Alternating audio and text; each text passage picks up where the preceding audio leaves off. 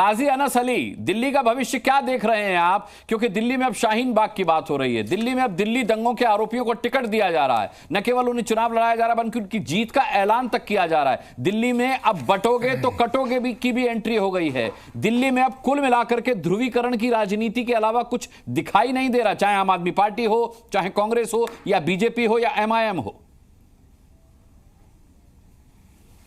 बिस्मिल्लाहिर्रहमानिर्रहीम। देखिए, जिस तरीके से दिल्ली का चुनाव है उसमें देख लेना चाहिए। और मैं तो ये कहूंगा कि अगर कांग्रेस इतने सालों से राज कर रही थी और कांग्रेस ने अगर सबको साथ लिया होता तो आप और पार्टी क्यों बनती? अगर कांग्रेस जो आज नारा दे रही है कि मुसलमानों की, दलितों की, गरीबों की, सबकी पार्टी है, तो आप ये बताइए अगर दलितों का साथ दिया होता तो बहुजन समाज आम आदमी पार्टी ने सबको साथ लिया, ये बताइए। चलिए, कांग्रेस ने आपने कहा सबको साथ नहीं लिया, आम आदमी पार्टी ने लिया सबको साथ। मैं बता रहा हूं आपको, नहीं, आम आदमी पार्टी ने तो बिल्कुल भी नहीं लिया। मैं आपको वही बता रहा हूं, पहले आप ये सुन लीजिए। दूसरी बात ये कि ये सब पार्टियां जो भी बनी हैं वो धर्म के एतबार से, जाति के एतबार से या राज्य के एतबार से कहीं ना कहीं अपनी आवाज बुलंद कर रही हैं। तीसरी बात यह है कि असदुद्दीन ओवैसी को 2 सीट पे चुनाव नहीं लड़ाना चाहिए था। मैं समझता हूं दिल्ली में उन्हें हर सीट पे चुनाव लड़ाना चाहिए और हिंदुस्तान के अंदर हर जगह जाना चाहिए अगर वो मुसलमानों की बात कर रहे हैं। और अगर मुसलमानों के लिए बात कर रहे हैं तो आगे आके बात करना चाहिए। और क्योंकि उनकी भी एक राजनीतिक पार्टी है, डेमोक्रेसी के अंदर उनको राइट है, अधिकार है पूरा चुनाव लड़ने का और लड़वाने का, कोई उसमें परेशानी वाली बात नहीं है। तीसरी बात यह है कि आप कह रहे हैं मुजरिम को शाहीन बाग बनाने की। शाहीन बाग एक वो वाहिद जरिया था जिसमें सीए एनआरसी के खिलाफ आवाज बुलंद की गई थी। अगर उसका हवाला दे रहे हैं वो तो मैं गलत नहीं समझता उसको। और अगर आप मुजरिम की बात कह रहे हैं कि मुलजिम है, वो अभी मुजरिम नहीं है, अभी उन पे जो भी जुर्म है वो उसके अंदर ट्रायल चल रहा है, अभी सुनवाई हो रही है, जो भी फैसला होगा वो उसमें देखा जाएगा। मगर अगर चुनाव की अगर अनुमति, आपने कहा कांग्रेस सबको साथ लेकर नहीं चली, आपने कहा आम आदमी पार्टी सबको साथ लेकर नहीं चल रही, अब बची बीजेपी जिसका नारा ही है सबका साथ सबका विकास। काजी साहब, सबका साथ सबका विकास, अभी बीजेपी के पास मौका है। अगर सिर्फ बीजेपी एक कम्युनिटी को लेके चलेगी तो मैं समझता हूं ये नहीं चल पाएगी। बीजेपी को भी उसी तरीके से लेके चलना चाहिए कि सारी कम्युनिटी को बराबर, उनको ये नहीं देखना ये हिंदू, मुस्लिम, सिख, ईसाई, उनको ये देखना है कि ये हिंदुस्तानी है और हिंदुस्तानी हमारे लिए सर्वोपरि है।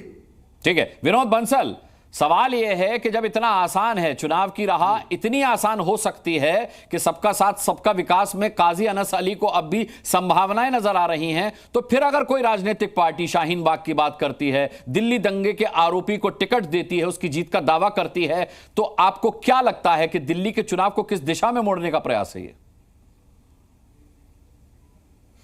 देखिए, 2 बातें आपके शुद्ध दर्शकों को पता रहना चाहिए अनुराग जी। वो ये कि दिल्ली का जो दोहरा चरित्र है ना, बेसिकली दिल्ली का जो दो पार्टों के बीच में दिल्ली फंसी हुई है, उसका दुष्परिणाम क्या है। आप देखिए कि दिल्ली का जो एडमिनिस्ट्रेशन है वो दिल्ली सरकार के पास है, दिल्ली के पुलिस व्यवस्था केंद्र के पास है।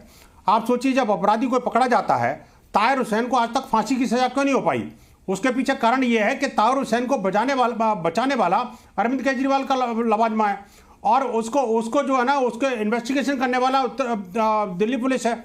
मेरी आवाज थोड़ी इको हो रही है, ठीक करा दीजिए। अच्छा, ठीक है। मैं एक दूसरी बात और कह रहा हूं कि मैं कह रहा हूं, देखिए इसमें जब ताहिर हुसैन के ऊपर सारे लाइव चार्जेस हमने देखे, आपके टीवी चैनल ने भी लाइव चलाया, सारे टीवी चैनल उसको लाइव चलाया, तो उसके बावजूद भी ये उसके निर्दोष समझ रहे हैं। आप देखिए एक ऐसी राजनीतिक पार्टी जिसके नाम के आगे मुसलमान लगाओ और वो ऐसे अपराधियों को सीधा के सीधा उसमें टिकट दे करके और उसको महिमामंडन करती है, तो इससे बड़ा दुर्भाग्यपूर्ण स्थिति और देश की राजनीति के लिए क्या हो सकती है। और उसका भी कंपैरिजन कर रहे हैं तो किससे? वो हमारे सांसद से, जिनके बारे में किसी को नहीं पता, वो सीधा वहां से भरी होगी। अब मैं ये कहना चाहता हूं, देखिए कि ये जिस तरह की घृणित राजनीति और इसका दुष्परिणाम क्या हो रहा है, दिल्ली की जनता में जो अपराधी हैं या तो पकड़े जाते हैं तो उनको छोड़ा दिया जाता है आम आदमी पार्टी के द्वारा। क्योंकि देखिए डीएम और जो एडमिनिस्ट्रेटिव मशीनरी है, जो इन्वेस्टिगेटिंग मशीनरी है और जो रिपोर्ट फाइलिंग अथॉरिटी है, वो सारी दिल्ली सरकार के पास है। और जो पुलिस है वो सेंटर के अंडर में। पुलिस कितना ही मेहनत कर ले, कितना ही किसी को फांसी दिलाने की कोशिश करे, वो फांसी नहीं होगी जब तक वो डीएम ऑर्डर नहीं करेगा। हमने देखा था पहले भी कई केसेस में जहां पर डीएम ने टाइम से रिपोर्ट फाइल नहीं करी, उसके कारण क्या हुआ कि वो अपराधी बच गया। तो ये जो अपराधियों को बचाने की प्रवृत्ति, प्रकृति और संस्कृति जो है ना, दिल्ली सरकार के द्वारा चलाई जा रही है, बेहद गंभीर है।